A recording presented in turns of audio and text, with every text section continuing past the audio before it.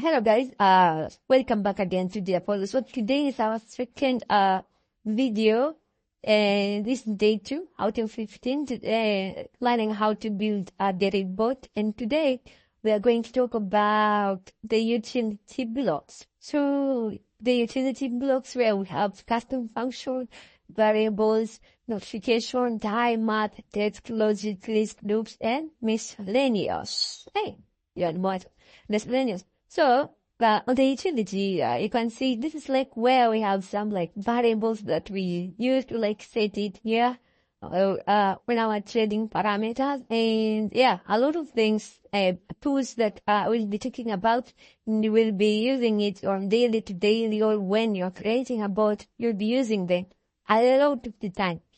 So, let's start with variables. Custom function will come it later. We'll come again to it later. But let's start with variables. So basically, what are variables? Variables, these are like stored data. You're storing some kind of data that you want to use later, or like reference later. So for example, let's say we have we said we have a variable called stake. The stake that we'll be using to use purchasing contract. So you just come here on variables, create the menu stake, then you create it. So, and remember, a variable should have unique name. So if you already named a variable stake, you cannot create another variable for stake. So it only remains once. So it's like a one variable with one variable name, so that you can avoid a lot of confusion sometimes. So firstly, this is stake. So I'm going to now, for example, we have two things. Or when you create a variable, you see two things. For example, you see this set variable and user defined variable. So set variable, this is when I want to set a variable to a certain number or give it a certain value. This is setting a variable, giving it a certain value. So for example, let's say we set stake. So stake. So we say set stake, then you give it for example, normally, this is now where math is coming in. So normally, a stake is a number. The number that you are trading with, the stake value is always a number. So you come in at math, because you can't set stake to be a text or something like a string. So it has to be a number. We say set stake to math. So math. Then, now when you go to math, I've done that a little bit faster. So when you go to math, then you'll see number. Because we are going to be using number, you just click this one and drag it. Now, we come back to that variable. We say set stake to. So here, we said set stake to. You add that variable there. Now, our stake value is 0. When we change this to 1, our stake value is 1. When you change this to 1,000, our stake value is 1,000. So let me show you. For example, let me set our stake value to 5. Okay. Now this is setting the stake. Now, how do you use the stake value? What you do, you come again to variables. Then you go to the user defined variable section and you take that variable name, variable X. We are now taking stake, so you drag the stake to the workspace. Then, after dragging the stake to the workspace, to so because we want to change our stake, so we come here to trade options. So, at the trade option, as we talked about yesterday, so trade options is where you can set your duration, stake, and prediction. In this tutorial, for example, now, because you see here is the stake USD1, we can drag this variable and set it there. Now that becomes duration tick of 1 stake USD, and yeah, so our stake becomes now our stake with always with this number. So if I come here and I change this number to something, our stake will be 14. Well, for example, let me kind of say our stake is 5. Then when I run the bot, you see it will use a stake of 5. You can see it will use a stake of 5. Now, if I change this to 15, you see it will always change the stake. Remember, our stake was 5. So if I change to 15, you see, stake change. So yeah, it's 15, it was the contract with 15. You see what I'm trying to say? So if again I change it to like $100 and I ram the bot, it will trade with it $100. You see, it has traded with $100. So that is basically step. Sorry. Next up will be, so that is just about the variable, and we can have different like variable. Let's say you have your bot and like you say you have given it a name like, I don't know, what name should I use? Say magneto. So let's say you want to create a bot and give it like a name of magneto, right? Now here is where like you want to use, now you'll be using a variable. Let us make a bot name. Let's add a variable name called bot name. Right? Now you've created your bot and you want to call it bot name. Same thing happened. Take this set variable, drag it to where you want to set the variable. For example, the run once. Now, when you set the bot name, okay, something you should know that if I drag, notice, I want you to notice something. So if I come to the variable section and I drag this stack to like there at the block of run once at start, to see it will say set stack to, it doesn't say set bot name, it does say set stack. So what you can do, you can just click here, set, and it will show you options. It will be like a drop down where it kind of shows you like options. So for example, I say, let me say bot name. Now you change it to bot name. Now here where it becomes more interesting.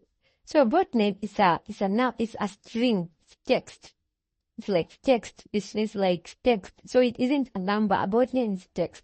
So what you do, we just go to text. You see here at the utility, you go to text. When you go to text, you drag it, the same thing. Take that text, drag it to set bot name to this point. After that, you can name it. Well, let me say magneto.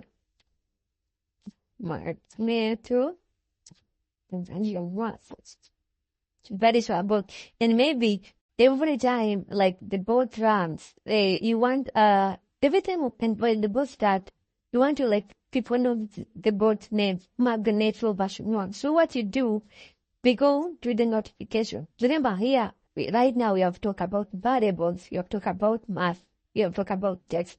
So let's go to notification. Notification basically means it's just the bot showing you what is happening, notifying you of some things that is currently going on. So let me take notifications. So notification, you have different notification. We have print, we have prompt, we have notify, and you have notify each and every one. So we'll be talking about print and notify and print and notify. So we'll be talking about parent at parent, so print. So, okay, let's start with print. So basically, print is where there's a pop-up or the browser where it shows you like the name of the bot. For example, like if I take this printer and add it to the run one path and I take the variable name and remember, I go to the user define and I check the bot name, drag it to the print here. So you see, whenever I start the bot, like whenever I run the bot, you see, it will print magneto version 1. It is like a pop-up showing magneto version 1. This is like a pop-up showing you guys this magneto version 1. Then after clicking OK, the bot will go ahead and buy a contract. Okay? So that is about print. It's just like a pop-up on the browser. For example, maybe you want to say happy trading. Happy trading. Like when you want to say happy trading, guy. Something like that. Now, if I like run it again, if I run the bot, this is a happy trading guide. So that is it. The print.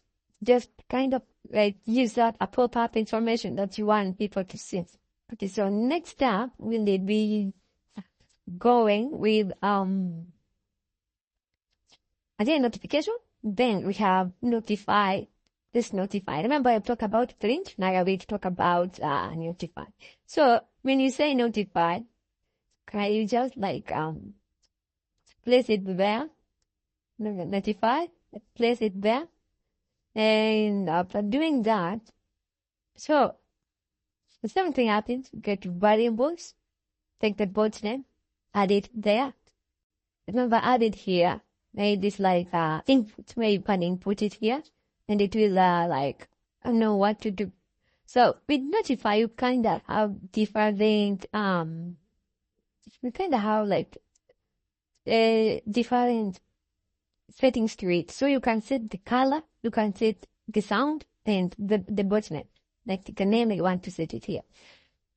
So for example, mostly the notifieds doesn't work like print where it kind of pop-ups in the browser. It displays itself on the journal. So let me show you what it means. For example, you said notified print, sound silent, botnet. So whenever I run it, you see habit trading guide, B. So you see it is doing now. If you want to change like the color, if you want to set it to like yellow, and you want to change the sound to like and money, and this someone has taken a TP or he has won the contract. So what you can do is get running, run the bot. So you notice it kind of has some sound to it. I don't know, but I think mine is doing. Oh, it has some kind of sound to it. So as you see, it's a happy trading. If you again you change it to like a red and run it. Remember this is yellow, and you like run. You see it has changed again to red. So you can adjust it however you want, however you like. So just making it more designed the way you want it. Which I like that. Okay, so we have already talked about variables, notification, by math and text. So on our next video, just today's video, we'll be talking about time. Our next video talk about time. We'll talk about custom function, and because this is kind of intensive, we talk about custom function on its own. Then we have time, then logic and list loops in the other. So yeah, this is day 2. How to prepare your own bots on Dbot.